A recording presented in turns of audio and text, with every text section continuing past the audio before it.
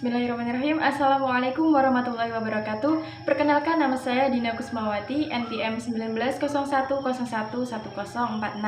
Baik, di sini saya akan menjelaskan materi mengenai karakteristik, model, dan pendekatan evaluasi pembelajaran untuk memenuhi tugas kuis dari mata kuliah evaluasi pembelajaran. Yang pertama yaitu ada karakteristik evaluasi pembelajaran. Evaluasi sangatlah berguna untuk meningkatkan kualitas sistem pembelajaran. Evaluasi tidak dapat dipisahkan dari pembelajaran karena keefektifan pembelajaran hanya dapat diketahui melalui evaluasi. Adapun yang termasuk dalam karakteristik evaluasi pembelajaran yaitu yang pertama teruji, yaitu teruji kebenarannya atau yang bisa disebut dengan valid. Yang kedua ada reliable, yaitu artinya memiliki hasil yang sama di beberapa percobaan atau konsisten. Yang ketiga ada relevan, yaitu artinya alat ukur evaluasi harus berdasarkan kepada kesepakatan sistem pendidikan secara umum, baik berdasarkan kompetisi dasar, kompetisi inti, dan lain sebagainya. Yang keempat ada representatif, yaitu artinya alat evaluasi yang diterapkan harus meliputi seluruh materi yang disampaikan. Yang selanjutnya yaitu praktis, memiliki makna mudah dilaksanakan. Tujuan evaluasi adalah mempermudah guru untuk mengetahui kemampuan diri sendiri, yaitu murid, dan sistem pembelajaran yang digunakan. Yang keenam yaitu ada diskriminatif, yang artinya evaluasi yang dibuat harus menjadi pembeda antara kelompok pintar dan lambat. Karena itulah kita dapat dengan mudah memahami kondisi peserta didik kita. Yang selanjutnya yaitu spesifik, yang artinya evaluasi yang akan diterapkan harus menjurus kepada objek yang akan disasar. Selanjutnya ada proporsional, maknanya yaitu evaluasi yang dilaksanakan atau yang dibuat harus memiliki tingkat kemudahan dan kesukaran yang seimbang dengan keadaan peserta didik. Kemudian yang selanjutnya ada model evaluasi pembelajaran. Yang pertama ada model Tiller.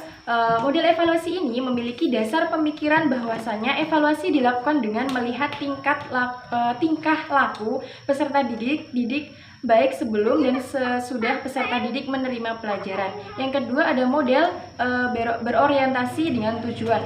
Model berorientasi pada tujuan menekankan evaluasi yang dilaksanakan harus sesuai dengan tujuan yang ada.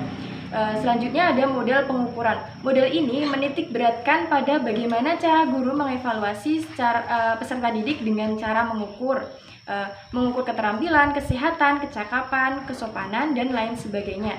Kemudian model yang keempat yaitu model kesesuaian. Model ini mengevaluasi keadaan peserta didik pelajaran sebelum dan sesudah menerima pelajaran.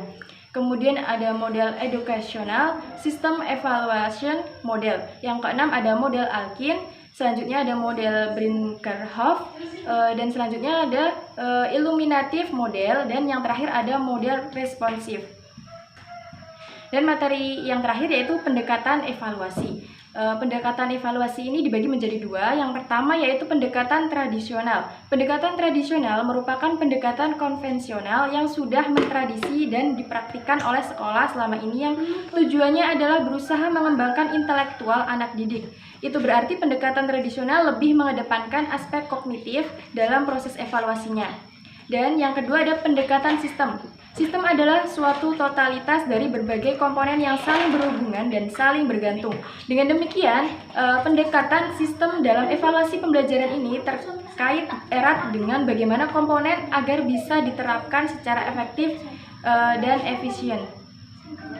Dilihat dari penafsiran hasil evaluasi, pendekatan evaluasi dibagi menjadi dua, yaitu penilaian acuan patokan atau PAP dan penilaian acuan norma atau PAN. Sekian itu saja yang dapat saya sampaikan. Kurang lebihnya saya mohon maaf. Saya akhiri. Wabillahi taufik walhidayah. Wassalamualaikum warahmatullahi wabarakatuh.